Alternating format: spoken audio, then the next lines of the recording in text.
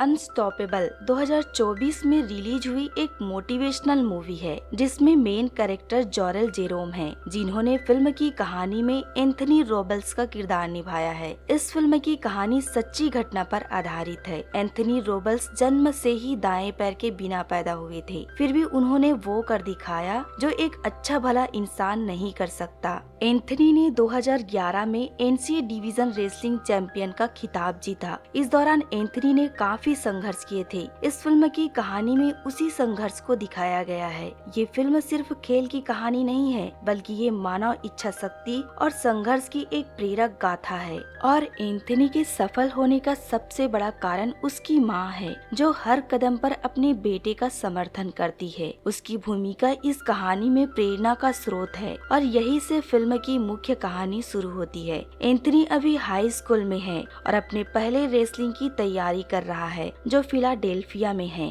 उसी दौरान वो एक न्यूज में आयोवा यूनिवर्सिटी के रेसलिंग कोच का इंटरव्यू सुन रहा है, जिसमें वो अपने कामयाबी के पीछे का कारण बता रहे हैं कि जीतने के लिए सेल्फिश होना जरूरी है। दुनिया को छोड़कर सबसे पहले अपने बारे में सोचना चाहिए। जीतने के लिए जुनून या पागलपन होना चाहिए, तभी आप इसमें अपनी जगह बना सकते हैं। और यही जुनून एंथनी अपने पहले नेशनल रेसलिंग के लिए दिखा रहा है। वो अपने एक पैरों के साथ रेसलिंग में उतरता है। सभी उसे देखकर हैरान थे। सभी को ये लग रहा था कि ये कोई खेल है या फिर मजाक हो रहा है। कुछ ऑडियंस में से लड़कियां ये तक कह रही थी कि इसे तो मैं हरा सकती हूँ। उसी ऑडियंस के बीच एंथनी की माँ जूडी भी थी, जो उन लड़कियों का मुंह बंद कराती है, गर्व से ये बोलकर कि वो मेरा बेटा है, और एंथनी के अंदर जीत का जोश बढ़ाती है। इस समय एंथनी को अपने कोच बॉबी का भी पूरा सपोर्ट मिल रहा है। वो हमेशा एंथनी से ये कहा करते हैं कि तुम कभी मत सोचना कि तुम्हारा एक पैर नहीं है। कुश्ती में जीत सिर्फ ताकत से नहीं, बल्कि रणनीति से मिलती है।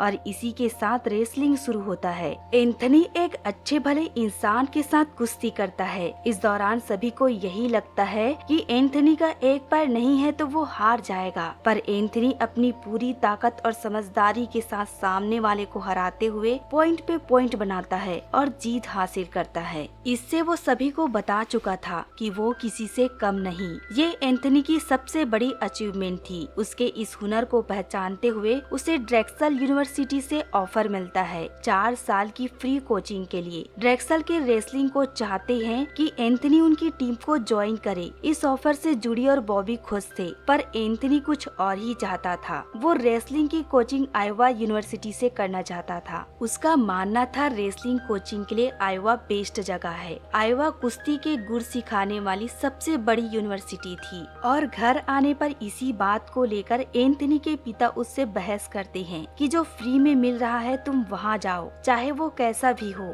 तुम्हारे रेसलिंग से घर का खर्चा नहीं चलता। दरअसल ये एंथनी का सगा पिता नहीं था। उसकी माँ ने दूसरी शादी की थी, जिसने एंथनी को कभी पसंद नहीं किया। हमेशा उसे ताने देता, उसे महसूस कराता कि मैं तुम्हें मजबूरी में रख रहा हूँ। पर यहाँ पे एंथनी को अपनी माँ के तरफ से पूरा सपोर्ट मिलता है। वो एंथनी के फैसले पर उसका पूरा साथ देती है। एंथनी के 4 सौतेले भाई बहन थे, जिन्होंने एंथनी को कभी सौतेला नहीं समझा, हमेशा एक बड़ा भाई ही समझा। उनकी आर्थिक स्थिति भी ठीक नहीं थी, इसलिए एंथनी पार्ट टाइम जॉब करता था। उसकी माँ भी घर के साथ साथ बाहर काम करती थी। अब एंथनी को स्कूल से कॉलेज जाना था और वो उम्मीद कर रहा था नेशनल रेसलिंग की जीत की वजह से उसे कोई अच्छा कॉलेज मिले। इधर एंथनी के कोच बॉबी उसे एक अच्छा कॉलेज दिलाने की कोशिश कर रहा था, जो उसके रेसलिंग के लिए बेस्ट हो, पर कोई भी कॉलेज उसे लेने को तैयार नहीं था। एंथनी के एक पैर न होने के कारण कोई भी रेसलिंग कोच उसे पूरी तरह से फिट नहीं मान रहे थे और आगे रेसलिंग के लिए सही नहीं समझ रहे थे।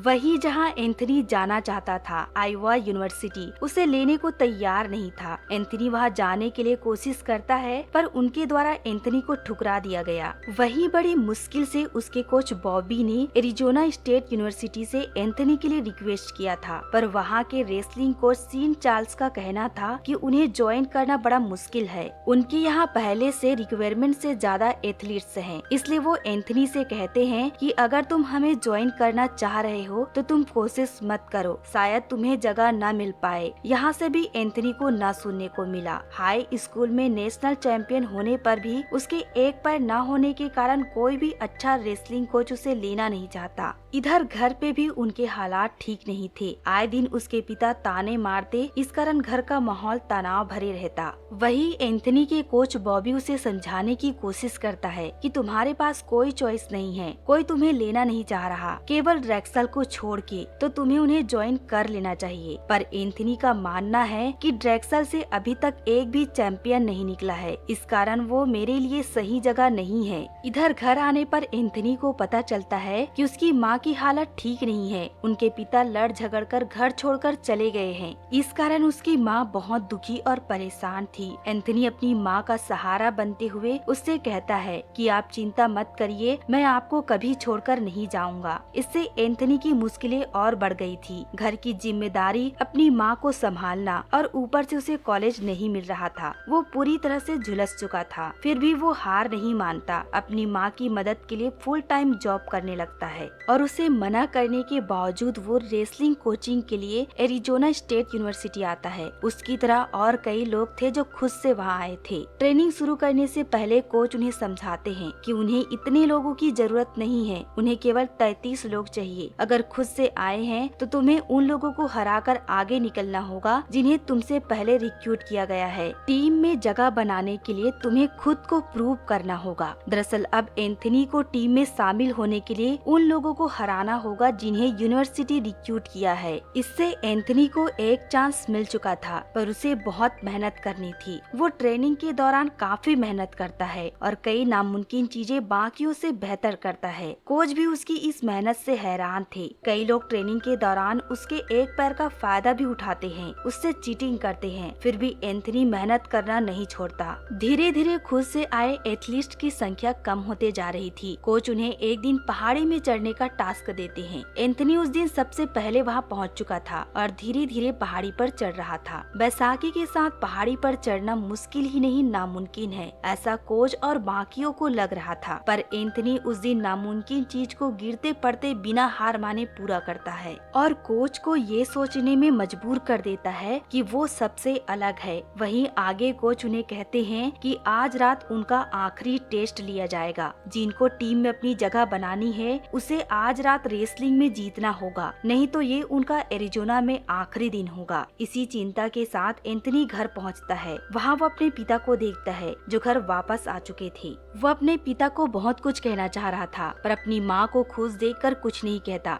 चुप रह जाता है और अपने परिवार को आज रात होने वाले मैच के बारे में बताता है कि आज मुझे टीम में अपनी जगह बनाने के लिए मैच को जीतना होगा, नहीं तो वो मुझे निकाल देंगे। ये बात सुनकर उसकी पूरी फैमिली उसका मैच देखने जाना चाहते हैं, उनके पिता भी। इससे एंथनी हैरान था क्योंकि कभी भी उसके पिता ने उस पर कोई इंटरेस्ट नहीं दिखाया। ये पहली बार थी। तभी उसी दौरान एंथनी को एक फोन कॉल के जरिए पता चलता है कि उसके पिता को जॉब से निकाल दिया गया है। इस बात को जानने के बाद वो इस दौरान अपनी माँ को इस बारे में कुछ नहीं बताता, पर अंदर ही अंदर अपने पिता को लेकर बहुत ज्यादा डिस्टर्ब रहता है। मैच शुरू होने के बाद भी वो केवल अपने पिता के बारे में ही सोच रहा था। वो अपने पिता की हरकतों से बहुत ज्यादा परेशान हो चुका था और उसका ध्यान मैच में न होने के कारण वो मैच हार जाता है, जिसकी वजह से उसे टीम से निकाल दिया जाएगा। अब भी उसके पिता अपनी गलती को छुपाकर एंथनी को उसकी हार पर फिर से ताने मारना शुरू कर देता है कि तुम्हें अब रेसलिंग को छोड़कर जॉब करनी चाहिए। अब एंथनी उसके ताने को और बर्दाश्त नहीं कर सकता था। वो उसके जॉब वाली सारी बातें अपनी माँ को बता देता है और अपने पिता से कहता है कि मैं आपके जैसे अपने परिवार को मुश्किलों में छोड़कर कभी नहीं जाऊंगा। दरअसल उसके पिता कभी नहीं चाहते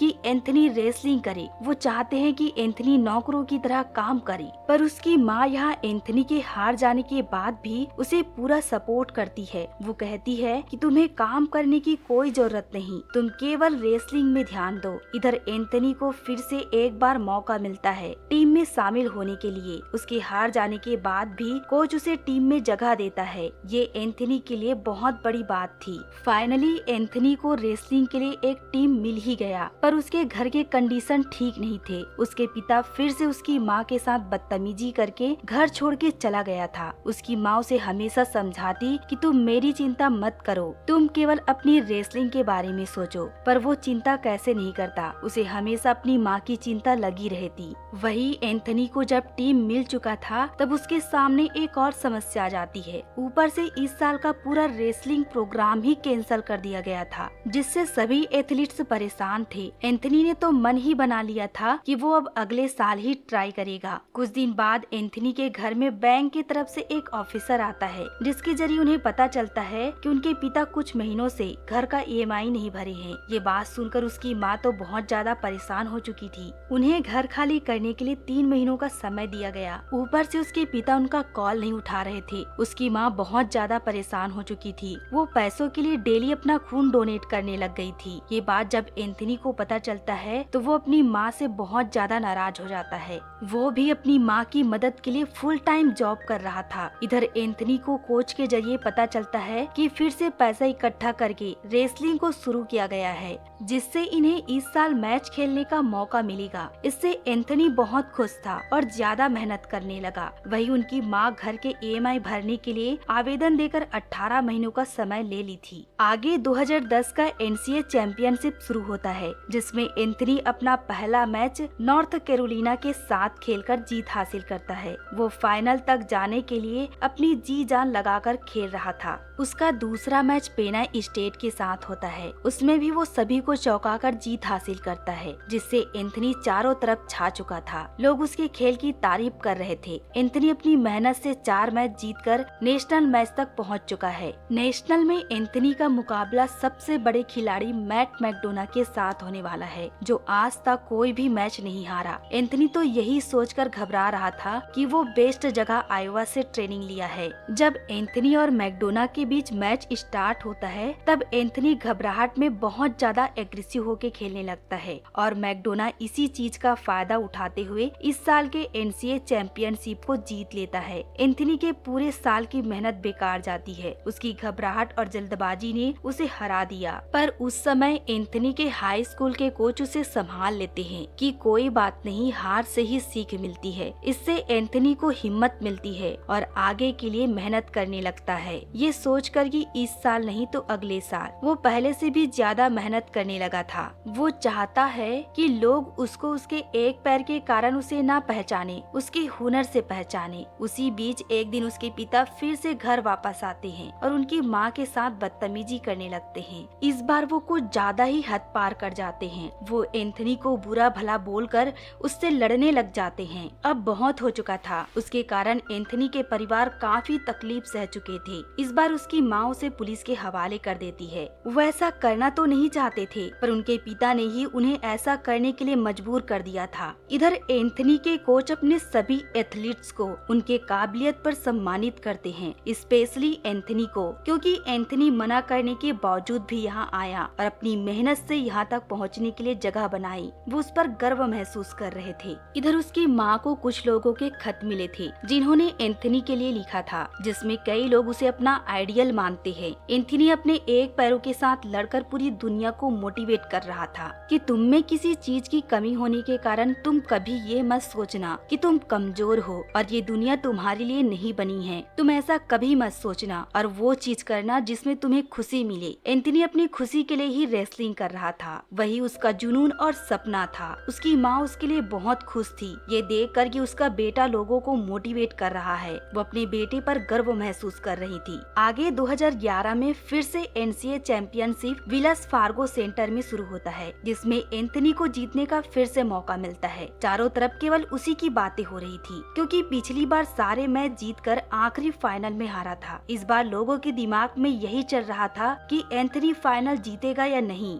इस बार स्टेडियम भी एंथनी के फैन से भरा था। ये वही जगह फिलाडेल्फिया है जहाँ 4 साल पहले एंथनी ने हाई स्कूल चैंपियनशिप जीता था और ये उसके जीत के लिए आखिरी मौका है। इस बार वो मैच में पहले से भी ज्यादा अच्छा कर रहा है और और अपनी मेहनत और जुनून के साथ लगातार 4 राउंड पार कर चुका है। वो फिर से वही जगह नेशनल तक आ चुका है और उसी के साथ टकराने वाला है जिससे पिछली बार टकराया था, मैट मैकडोना के साथ। सभी की नजरें नेशनल राउंड पर टिकी हुई थी। सभी यही सोच रहे थे कि इस बार एंथनी मैकडोना को हरा पाएगा या नहीं। उसकी माँ भी घबराई हुई थी, पर उसे और उसके कोच को इस बार एंथनी पर पूरा भरोसा था। मैच शुरू होने के बाद दोनों काफी अच्छे से खेल रहे थे। इस बार एंथनी पहले से काफी बेहतर खेल रहा था। वो अपनी पिछली हार से समझ चुका था। मैकडोना इस बार भी एंथनी के गलती करने का मौका ढूंढ रहा था, पर एंथनी इस बार उसे कोई चांस नहीं दे रहा था। दोनों के पॉइंट बराबर चल रहे थे। टाइम बीतते जा रहा था। एंथनी को जीत के लिए उससे ज्यादा पॉइंट लाना था। पूरा स्टेडियम एंथनी को सपोर्ट कर रहा था। एंथनी अपनी ताकत और हिम्मत से उसे 2 पॉइंट आगे ले आता है। पूरा देश एंथनी को देख रहा था। इस बार एंथनी मैकडोना को हराकर एनसीए चैंपियनशिप अपने नाम कर लेता है। इस दौरान उसने काफी संघर्ष किए जिसे मैं बयां नहीं कर सकती। वो अपने से भी ज्यादा ताकतवर इंसान को हराकर बता दिया कि वो भी किसी से कम नहीं। पूरा स्टेडियम, पूरा देश उसकी जीत से गूंज उठा था। उसकी जिंदगी की ये सबसे बड़ी अचीवमेंट थी। अब वो हमेशा के लिए नेशनल एनसीए चैंपियंस कहलाएगा।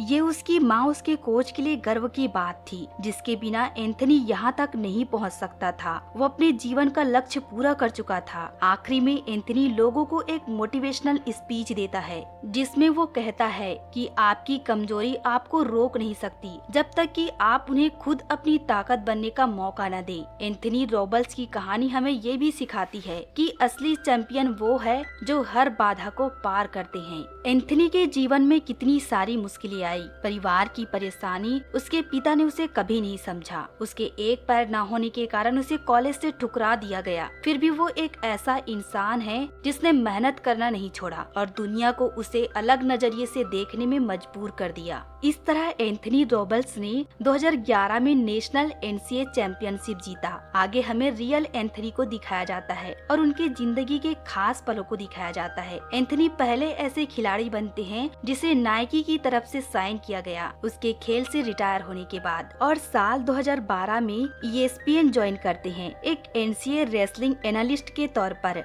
साथ ही साल 2013 में प्रेसिडेंट ओबामा उन्हें फिटनेस, स्पोर्ट व न्यूट्रिशन काउंसलिंग का प्रेसिडेंट चुनते हैं। इसी के साथ मूवी यहीं पर समाप्त होती है। दोस्तों, आपको हमारा ये वीडियो कैसा लगा कमेंट कर बताएं। वीडियो को लाइक करें और चैनल को सब्सक्राइब करना ना भूलें।